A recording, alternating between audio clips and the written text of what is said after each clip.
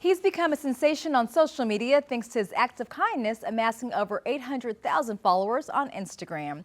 I recently spoke with the man behind the Foster Dad Flipper account, who shared his story over triumph over adversity with me. Peter Mutabazi doesn't look like his children. We love to put a picture so every kid can walk in and always remember, wow, this was me when I was little. He proves where you start out in life should not determine where you'll finish, and that love knows no borders. They're reading. Wow, what are you reading? This foster and adoptive dad, who has amassed a huge following on social media under the name Foster Dad Flipper, literally started life at the bottom. Grew up poor. Everyone around me was poor. So when everyone's around you, like, there's nothing really to dream for, you know? And then at age of 4, I began to realize that not only were poor, but my dad was just abusive in every way, shape, form you could imagine. So I had poverty on one side, and then a mean dad. So for me, I didn't have a place where, like, you could go and say, you know, I'm going to be safe, or I can be hopeful. You know, think about this way. If a mom cannot feed you for the night, like, how does she tell you to dream? He ran away from home at 10 years old. Living on the streets was better than dealing with his abusive father and lack of food, saying he would rather die in the hands of a stranger than his own father. I lived in the sewer. Why the sewer? Because it smelled so bad. That was a safe place for us to go as street kids. But also, most people didn't give us food, so they would throw away in the trash. So we wanted to run after the food before the dogs got the food. Peter's luck changed when he met a good Samaritan who offered him food and would eventually change his life. I saw a man who I wanted to steal from, and I followed him, and as soon as he bought his food, so I wanted to carry it so I can take a banana from him, you know, but instead of giving me the food, he asked me, hey, what's your name? And that routed me because no one had ever asked me what my name was. You know, for those 5 years, you know, everyone who was kind was abusive at the same time. So for me, by him asking me my name was, uh-oh, I'm in trouble. Run for your life. But instead of doing something horrible, he gave me something to eat.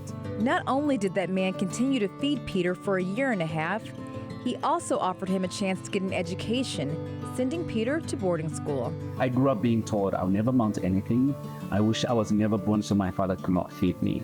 And I believe those words. So for someone to say, would you like to go to school? To me, it felt far-fetched, like, wait a minute, that's for people who have hope. I didn't have that. Peter was 16 years old when he officially enrolled in school, starting as a first grader.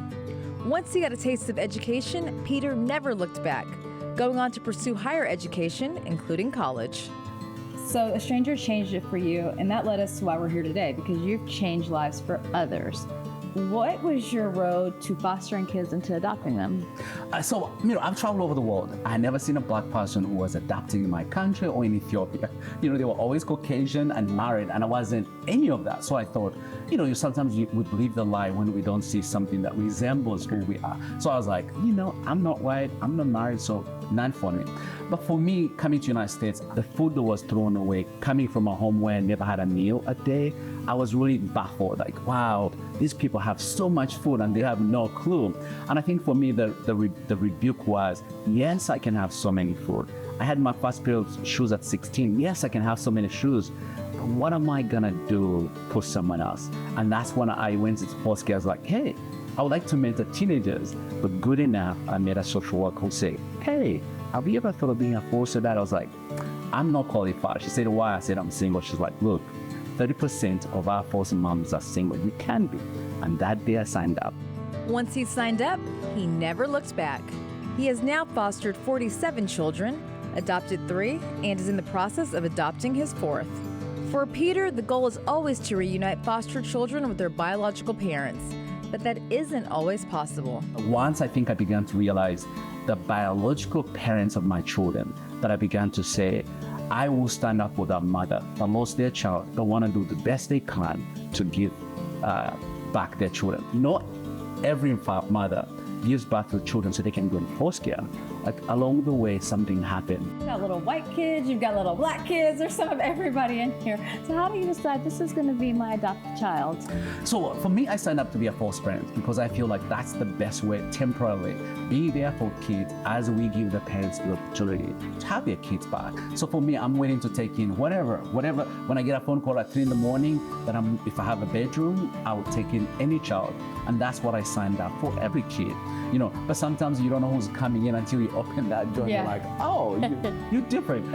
And the same for my kids, they're like, oh, okay, you? Yes, me. As you can see, Peter has come a long way from sleeping in sewers to making it in America and paying it forward, saving children from having a childhood like his. For you, being a street kid in Uganda, homeless, so now we're in your home, your big, beautiful home that you own here in America. That resiliency, that hope that you have, what would you tell people that feel hopeless? I would say, you know, when you're in the midst of it, sometimes it's hard to really look, you know, to look forward and say there's hope for me. But here's what I'll say. For me, it was that one little kind of kindness of someone that showed me hope. That I didn't have to know all what was ahead of me, but I could take one step at a time. And that's really helped me. Take one step at a time, one step at a time. And along the way, you get to go where you need to be. You get to go through the funk you're in and to have hope in someone. Really beautiful story. Yeah, he's an incredible spirit. Like, you walk into his house, he's just so happy. So, and the kids are running around. I'm like, okay. Just the physical embodiment of love and joy. Yes, he is.